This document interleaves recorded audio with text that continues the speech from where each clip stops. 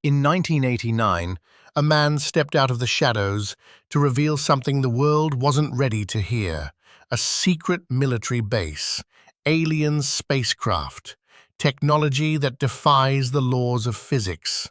His name was Bob Lazar. For over 30 years, he's been ridiculed, investigated, and silenced. But through it all, one thing never changed: his story. This is the full truth about the man who exposed Area 51 and what he claims to have seen there. Whether he's a whistleblower, a genius, or the greatest fraud in modern history, one thing is certain: you'll never look at the night sky the same way again. Who is Bob Lazar, a man between worlds, the whistleblower who sparked the Area 51 obsession? In the heart of the Nevada desert, where restricted airspace stretches endlessly above and conspiracy theories rise like heat from the sun-baked sand, one man's voice broke through the static, calm, scientific, and astonishing. That man was Bob Lazar. When he emerged in the late 1980s, Lazar didn't sound like your typical UFO enthusiast. He wasn't wearing a tinfoil hat. He wasn't drawing saucers on napkins. He was an articulate, measured man who spoke in technical terms about anti-gravity propulsion systems, Element 115, and alien spacecraft stored at a site near Area 51, called S4. His revelations weren't delivered with hysteria. Instead, they were so detailed, so confident, and so plausible that they sent shockwaves through both the UFO community and mainstream media. But who was Bob Lazar, really? And could any of what he said be true? To answer that, we must start from the beginning, not in the Nevada desert, but in the quiet suburbs of California, where a young boy became obsessed with machines, physics, and the secrets of the universe. Early life and unverifiable degrees. Robert Scott Lazar was born on January 26, 1959, in Coral Gables, Florida, but he grew up in Los Angeles County, California. From an early age, he was enthralled by science, not just reading about it, but experimenting with it. He was the kind of kid who built his own chemistry lab in the garage and later experimented with jet propulsion. He didn't just think big, he built big. In 1982, the Los Alamos Monitor published a story about him putting a jet engine on his Honda Civic. The article referred to him as a physicist, working at Los Alamos National Laboratory, LANL, a major point Lazar would later cite to prove his credentials. This article is crucial because it appears to validate, at least partially, his claim of working at Los Alamos. But when skeptics reached out to LANL, they found no employment records for him. Lazar's explanation: his history had been erased. He claimed he had degrees from MIT in physics and Caltech in electronics, but again, there were no records of his enrollment, no classmates who remembered him, and no diplomas. For most people, this would be damning, but in the world Lazar was describing, one of classified projects, compartmentalized knowledge, and top-secret clearance, such a cover-up wasn't impossible. In fact, it might have been expected. So the question lingered: was Lazar a real physicist whose academic and employment history was scrubbed to discredit him? Or was he lying about his past to support an elaborate hoax? Instead, he was transported to a facility even more secretive. S4, located near Papoose Lake, a dry lakebed just south of Groom Lake. According to Lazar, this facility was built into the mountainside and consisted of 9 camouflaged hangars, each containing an extraterrestrial spacecraft. The recruitment process was bizarre. He said he underwent polygraph tests, security background checks, and was shown a variety of briefing documents that claimed Earth had been visited by multiple species of aliens for at least 10,000 years. These documents claimed that one specific race, called the Greys, had interacted with humans through time, and that technology from crashed craft had been recovered and studied by secret government programs. Lazar said he believed much of what he read in those briefings might have been disinformation, a way to test what he might leak or repeat. But he was certain about one thing: the crafts were real, and they were not made by human hands. The propulsion system and element 115. What Lazar described next stunned the world. He claimed that his job at S4 was to work on the propulsion system of one of the alien craft. He wasn't there to fly it or to weaponize it, just to reverse engineer the way it worked. He said the craft had no wiring, no nuts or bolts, and no visible welds. Everything was smooth, seamless, as if it had been grown, not manufactured. The interior was too small for human occupants, and the controls were minimal. No buttons, no displays, no levers. The heart of the craft, he claimed, was a gravity amplifier system powered by a then undiscovered element 115. At the time Lazar spoke out, element 115 did not exist on the periodic table. It would only be officially synthesized by Russian scientists in 2003 and named Moscovium. But Lazar insisted that the element 115 at S4 was stable, not radioactive like the synthetic version. It was used to generate gravity waves, which allowed the craft to bend space-time, pulling its destination toward it, rather than flying through the air like a jet. This method of travel didn't just break the laws of aerodynamics, it broke the laws of physics as we understood them. And yet, it was theoretically possible.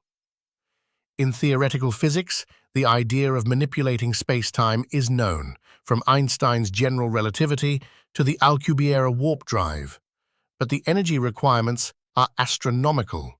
Lazar claimed this alien craft had solved that problem, and he saw it with his own eyes: flight tests and UFO sightings. Lazar said that he witnessed test flights of the alien craft at S4 on Wednesday nights, a detail that sparked a bizarre local phenomenon. People began showing up near Area 51 with binoculars. They filmed flickering orbs and fast-moving lights from the outskirts of the test range, footage that was dismissed by skeptics but became gospel among UFO believers. Lazar claimed that the craft created a distortion field when flying, bending light around it, making it appear as a shimmering orb or a blur. This, he said, explained many UFO sightings. The visual distortions were a byproduct of gravitational manipulation.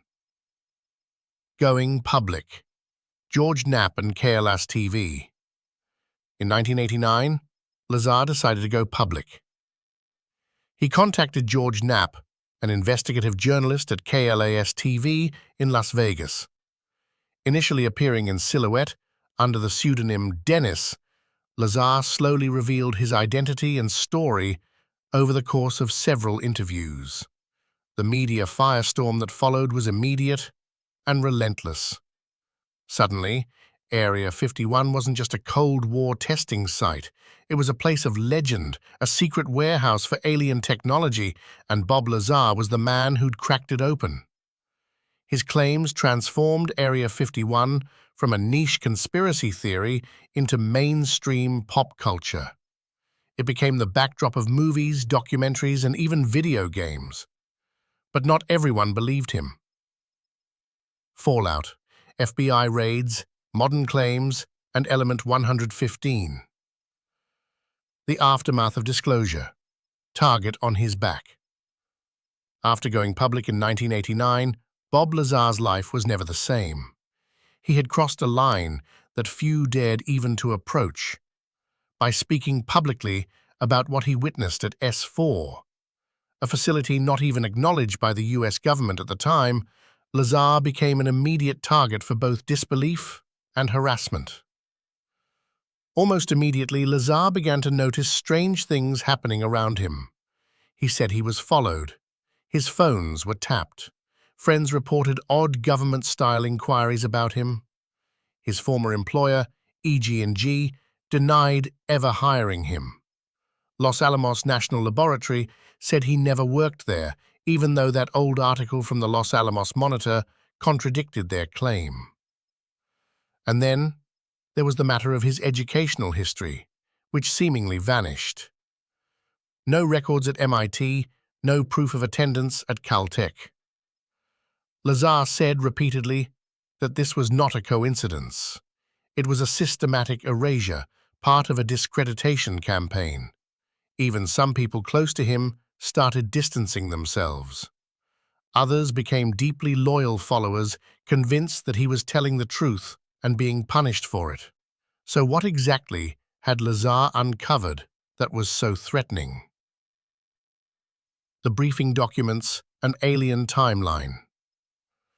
Among the most interesting parts of Lazar's story are the briefing documents he claimed to have been shown during his onboarding at S4. According to him, these documents laid out a long history of extraterrestrial. These beings, Lazar says the documents claimed, were responsible for many of the craft recovered by the US government. More shockingly, the documents implied human-alien interaction, genetic experiments, surveillance, and agreements of unknown nature. While Lazar has never claimed to believe all of this material, he insists that it was part of his orientation and suggests the US government has been hiding such knowledge for decades. To this day, these briefing documents have never surfaced. Lazar never kept a copy. Skeptics point to this as a red flag, but supporters argue if they existed, they would have been highly classified and would have never been allowed to leave the facility. FBI raids and the Element 115 mystery. One of the strangest chapters in Lazar's modern life came in 2017, nearly 3 decades after he first came forward. At the time, Lazar was running a company called United Nuclear, a legal supplier of scientific equipment, lab chemicals, and even radioactive materials. He kept a relatively low profile, giving few interviews and rarely engaging with the UFO community. Then came the Netflix documentary directed by Jeremy Corbell, titled Bob Lazar, Area 51 and Flying Saucers. During filming, Lazar mentioned that he still had a sample of Element 115, the same material he claimed powered the alien craft at S4. Shortly after that interview, his business was raided by the FBI. Officially, the FBI said it was related to a criminal investigation from Michigan involving dangerous materials. But the timing, according to Lazar and Corbell, was suspicious. They believed the real reason was to see whether Lazar had any alien material in his possession, especially the elusive Element 115.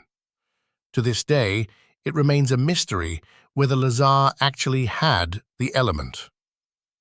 No public tests were ever released, but his claim, made in the 1980s, became even more intriguing when Element 115 was officially added to the periodic table in 2016 under the name Moscovium. However, there's a catch. The Moscovium created by scientists is unstable, with a half-life measured in milliseconds, nowhere near usable for propulsion. Lazar insists that the version he saw was a stable isotope, one that can't be synthesized with our current technology. So either Lazar was lucky enough to guess a new element years before it was discovered, he was telling the truth, or he made an educated fabrication that lined up with later events. Each possibility is equally chilling. Modern interviews, Joe Rogan, documentaries, and media. In 2019, Lazar returned to the spotlight for what became one of the most watched interviews on the internet. He appeared On the journey, he described the anxiety that had followed him for decades, the toll of being labeled a liar or fraud, and the pain of being at the center of a cultural phenomenon he never wanted. Yet, his story never changed. Not the technical descriptions, not the names, not the sequence of events. In the face of intense scrutiny, Lazar never attempted to upgrade his claims or to sell books, merchandise, or start a UFO cult. He remained consistent and mostly private. This humility led many skeptics to reconsider. After all, what kind of hoaxer maintains the same story for 30 years, gains nothing financially, and seems to want nothing more than to be left alone? And yet, he was still talking, still warning that the truth about alien technology is not in the stars, but buried beneath Papoose Lake. United Nuclear, a scientist in hiding. Outside the UFO world, Bob Lazar is known as the founder of United Nuclear Scientific, a company based in Michigan that supplies exotic chemicals, lab equipment, and even uranium under legal limits. The company operates by the book, with federal licenses, legal sourcing, and public transparency. Lazar works in the lab, mostly avoiding the media unless contacted directly. He doesn't lecture, attend UFO conferences, or do interviews unless absolutely necessary. This behavior, oddly enough, supports his credibility. If he were a fraud, why not lean into the fame? Why not write a memoir, sell exclusive Lazar UFO tech merchandise, and live off the legend? Instead, he's chosen a quiet, lab-focused life. And it's not easy. He still receives threats, is still watched closely, and still finds himself at the center of a story that refuses to die. Technical schematics, gravity amplifiers, and space-time distortion. One of the most compelling aspects of Lazar's story is the technical detail he provides. Unlike many witnesses who speak in vague or mystical terms, Lazar offered diagrams, schematics, and physics-based theories for how the alien craft operated. He described a reactor core fueled by element 115, 3 gravity amplifiers at the bottom of the craft, a waveguide that channeled gravity waves, a system that distorted space-time, allowing the craft to move without inertia. These aren't Hollywood buzzwords. They're grounded in theoretical physics, specifically general relativity, quantum field theory, and exotic matter concepts. According to Lazar, the craft didn't push through the air. It pulled space toward it, eliminating g-forces and allowing instant acceleration. This concept, once mocked, has gained attention in modern scientific circles. NASA, DARPA, and private researchers are all exploring warp drive physics, the cultural detonation, Bob Lazar and the rise of UFO pop culture. Before 1989, Area 51 was barely a rumor. It was known only in hushed circles, whispers about a test range for experimental jets in the Nevada desert. Pilots talked about it, Cold War analysts speculated about it, but the general public didn't care, and the US government denied its existence. Then came Bob Lazar. After his revelations hit KLAS-TV, Area 51 exploded into public consciousness. Suddenly, it wasn't just a remote military outpost. It was a symbol of cosmic secrecy. It became the backdrop for science fiction, the inspiration for films, TV shows, books, music, and even conspiracy-driven tourism. Lazar had done something no one else had achieved. He localized the alien mystery. He told people, this isn't happening in the distant stars. It's happening here, in Nevada, right now. From 1989 onward, Area 51 became a mythic location, and Lazar, like it or not, became the mythmaker. Aliens in the mainstream, Hollywood takes note. Within just a few years of Lazar's interview, Hollywood jumped on the story. In 1996, the film Independence Day featured Area 51 as a holding site for an alien spacecraft, eerily similar to Lazar's descriptions. The hit show The X-Files, debuting in 1993, centered its mythos around government conspiracies, alien tech, and deep state secrets. The 1997 film Men in Black leaned into the idea of hidden organizations working with extraterrestrial materials and keeping the truth from the public. Was Bob Lazar the direct inspiration? Maybe, maybe not. But what's clear is that his narrative changed public perception forever. In the decades that followed, Area 51 became so iconic that the US government finally acknowledged its existence in 2013, after years of denial. And even then, they refused to comment on what exactly happens inside. Influence on the UFO disclosure movement. Lazar's influence didn't just reach pop culture.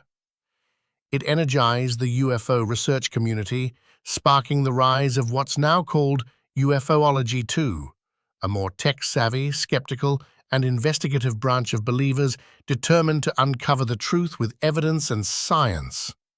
Many in this new wave of researchers cite Lazar's interview as their entry point. He gave them a starting line, the story of a propulsion system, a buried facility, and a man brave enough to talk. In the years that followed, this community pushed for declassified documents, FOIA requests, and government hearings, all with one goal: to prove that Lazar was telling the truth, and remarkably, they've gotten closer than ever. For example, they claimed he never worked at Los Alamos, yet the Los Alamos Monitor referred to him as a physicist there. They denied knowledge of Area 51 until 2013, even though aerial maps clearly showed infrastructure. They dismissed Element 115 as science fiction until it was officially added to the periodic table. And of course, there's the FBI raid in 2017, suspiciously timed after he mentioned having Element 115. The official reason was a toxic materials investigation. But the raid included multiple agencies, unconnected to the supposed case. These patterns raise a simple question. If Lazar is a fraud, why all the effort? Majestic 12, Roswell, and the bigger UFO puzzle. Lazar's story doesn't exist in a vacuum. It connects to a web of UFO lore that spans over half a century. He has mentioned that many elements in his story, like alien craft recovery, top-secret groups, and government cover-ups, parallel older legends including the Roswell incident, 1947, alleged crash and recovery of an alien spacecraft in Roswell, New Mexico. Lazar's description of reverse engineering aligns with what many claim began in the aftermath of Roswell. Majestic 12, a supposed top-secret committee of scientists and military leaders formed by President Truman in 1947 to manage alien contact. Lazar never claimed direct knowledge of MJ-12, but the existence of compartmentalized government programs fits his narrative. Project Blue Book, the Air Force's UFO investigation from 1952 to 1969. Though it concluded most sightings were explainable, many believe it was a public front, hiding real research done in secret at places like S4. In essence, Lazar's story became the missing piece that connected decades of speculation into one cohesive and terrifying theory. We've had the technology for years, and someone's keeping it hidden. The skeptics fight back. While many believe Lazar, a powerful wave of skepticism has followed him for decades. Common criticisms: no educational records. There's no verifiable proof that he attended MIT or Caltech. No diplomas, no classmates, no photos, no yearbooks. No pay stubs or clearance documents. Lazar has never presented formal paperwork showing he worked at S4 or EG&G. Changing stories. Critics claim that over the years, small details in Lazar's accounts have shifted, like the number of gravity amplifiers or craft types.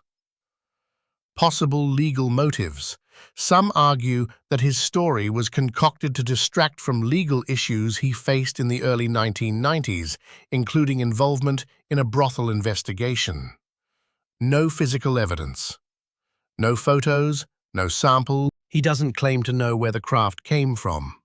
He doesn't speculate wildly. He simply reports what he directly observed and what he was told. He claims he came forward out of fear, not fame.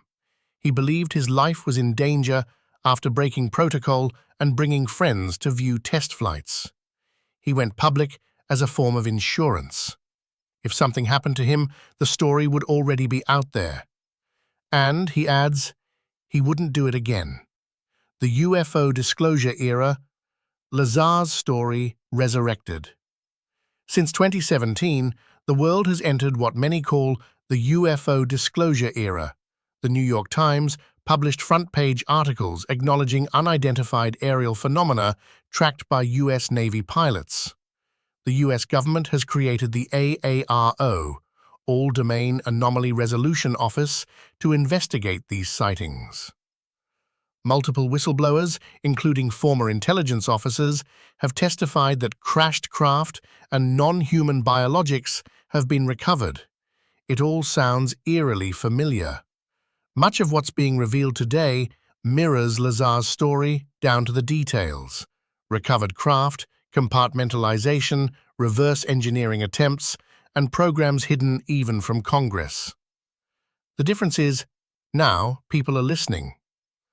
Lazar himself has remained quiet during this wave of disclosure. He has said he's not surprised by any of it. He knew the story would eventually break into the mainstream. He just didn't expect it would take decades. The cost of truth, or believing in it. Whether you believe Bob Lazar or not, you have to consider what he's endured. He didn't profit from his story. He didn't join the UFO lecture circuit. He didn't release a memoir until decades later. He was raided, surveilled, investigated, and mocked, yet he never recanted. That alone deserves attention. If Lazar were lying, the smartest move would have been to fade away, avoid legal trouble, and let the myth grow itself. But instead, he quietly ran United Nuclear, complied with authorities, and lived an unglamorous, low-profile life, interrupted only when public interest dragged him back in.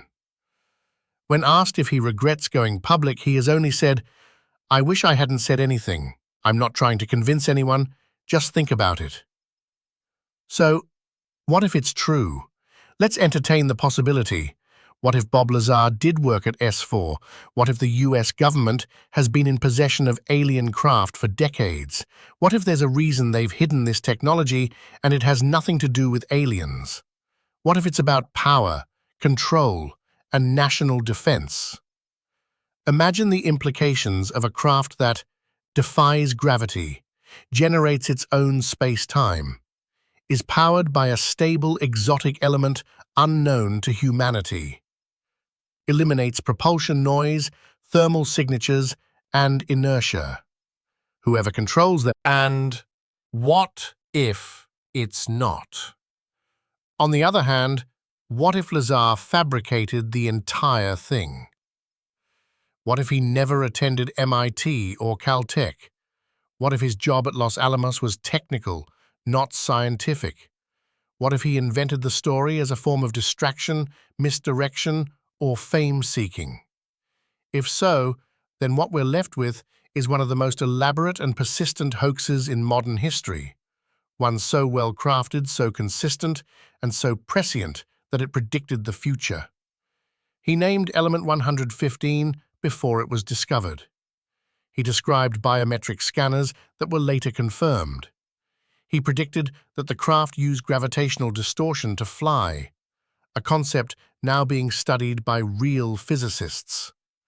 And if that's all a coincidence, it's one of the most improbable ones ever recorded. Conclusion. The man who spoke to the silence, Bob Lazar, didn't claim to meet aliens. He didn't say he was abducted. He didn't write books in the 90s or sell out arenas.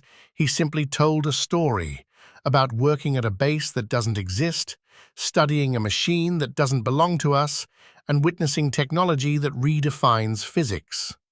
He never asked you to believe him. He only asked you to listen. And for more than 3 decades, people have. Final thought, maybe Bob Lazar is a prophet. Maybe he's a fraud. But he is, without a doubt, a legend. And legends don't just fade, they ripple through time, shaking the foundation of what we think we know about reality, secrecy, and our place in the universe. Whether he exposed the biggest cover-up in human history or created the most enduring mystery of the modern age, the story of Bob Lazar isn't going away. Not now, not ever.